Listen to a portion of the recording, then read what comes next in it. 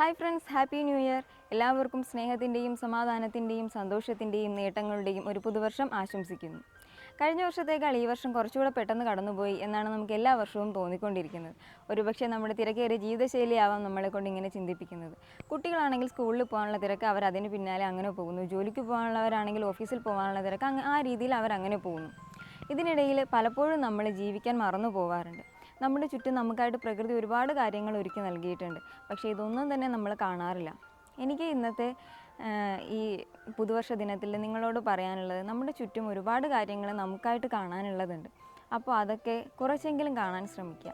അപ്പോൾ അങ്ങനെയുള്ള കുറച്ച് കാര്യങ്ങളാണ് ഇന്നത്തെ വീഡിയോയിൽ ഞാൻ ഉൾക്കൊള്ളിച്ചിട്ടുള്ളത്. എല്ലാവരും കണ്ടു നോക്കുക.